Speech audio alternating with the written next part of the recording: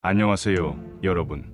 오늘은 많은 사람들이 궁금해하는 주제, 바로 통풍 초기 증상에 대해 이야기해 보려고 합니다. 통풍은 갑작스럽게 발생하는 극심한 관절통으로 많은 사람들에게 고통을 주는 질환 중 하나인데요. 특히 초기 증상은 일상생활에서 놓치기 쉬워 조기에 대처하지 않으면 더 큰 문제로 발전할 수 있습니다. 그래서 오늘은 통풍 초기 증상에 대해 꼼꼼히 알아보고 예방할 수 있는 방법까지 소개해드리겠습니다. 통풍은 흔히 부자의 병이라고 불리는데요. 이는 과거에 고단백 음식과 술을 자주 섭취하던 사람들이 주로 걸렸기 때문입니다. 하지만 오늘날에는 식생활의 변화로 인해 다양한 사람들에게 발생할 수 있습니다. 통풍은 주로 엄지발가락 관절에서 처음 발생하는데, 통증은 갑자기 나타나며 개개밤에 시작됩니다. 이때 통풍의 초기 증상으로는 관절의 갑작스러운 통증, 붓기, 그리고 붉어짐이 가장 흔합니다. 특히 통증은 너무 심해 담에조차 무겁게 느껴질 정도입니다. 이런 증상이 발생한다면 바로 병원을 찾아야 합니다. 이를 무시하고 방치하게 되면 통풍 발작이 더 자주 발생할 수 있으며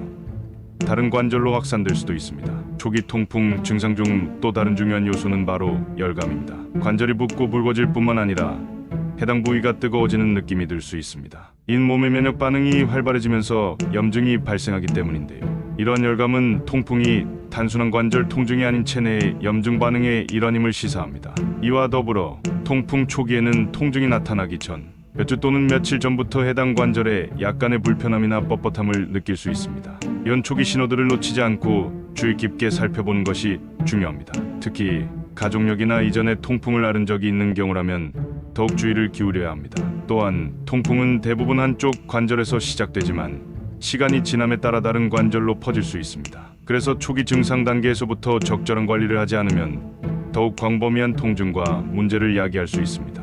예를 들어 초기에는 발가락 관절에만 통증이 있다가 이후에는 발목, 무릎, 손목 등 다양한 부위로 퍼질 수 있습니다.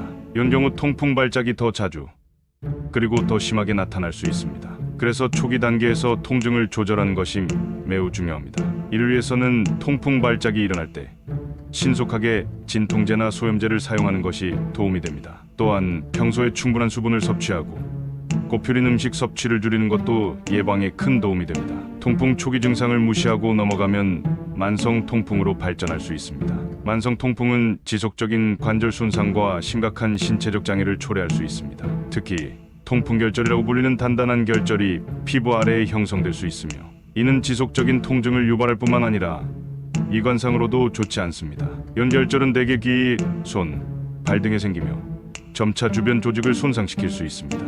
만약 이런 결절이 나타난다면 이는 이미 통풍이 상당히 진행되었음을 의미하므로 반드시 전문적인 치료를 받아야 합니다. 그렇다면 통풍의 초기 증상을 어떻게 관리할 수 있을까요?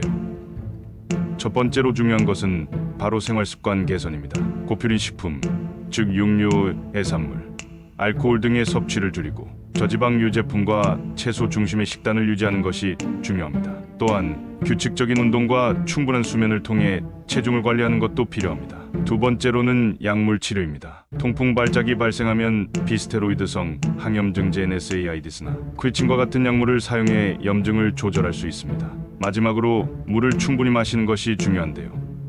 수분 섭취를 통해 체내 요산 수치를 낮출 수 있습니다. 통풍은 단순히 관절의 문제를 넘어서 전반적인 건강 상태와도 밀접한 관련이 있습니다. 요산 수치가 높아지면 심혈관 질환, 신장 결석 등의 위험도 함께 증가할 수 있습니다. 특히 신장이 요산을 배출하는데 문제가 생기면 요산 결석이 형성되어 심각한 통증을 유발할 수 있습니다. 그래서 통풍 초기 증상이 나타날 때 이를 간과하지 않고 바로 조치를 취하는 것이 중요합니다. 특히 정기적으로 혈액 검사를 통해 요산 수치를 확인하고 필요시 전문의와 상담하는 것이 바람직합니다.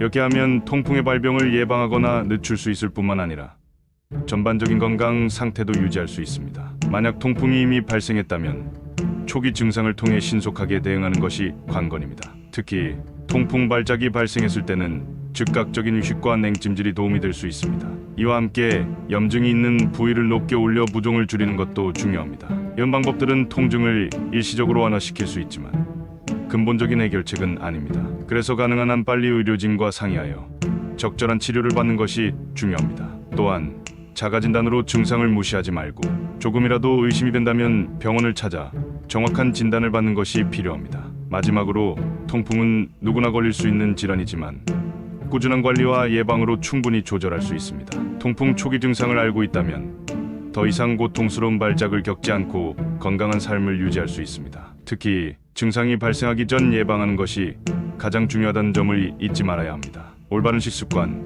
규칙적인 운동, 그리고 정기적인 건강 검진을 통해 통풍의 위험을 줄이고 더 나아가 건강한 삶을 지속해 나가길 바랍니다. 오늘 영상이 도움이 되셨다면 구독과 좋아요, 영상 제작에 힘이 되어 주세요. 감사합니다.